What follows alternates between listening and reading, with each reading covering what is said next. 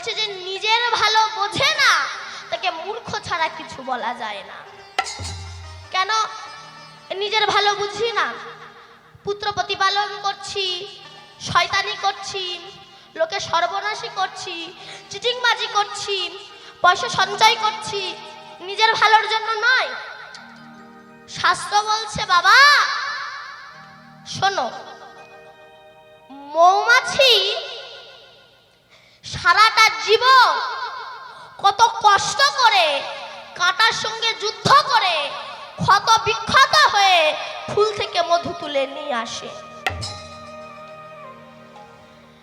কিন্তু বলতো মৌমাছি কি সেই মধু আস্বাদন করতে পারে?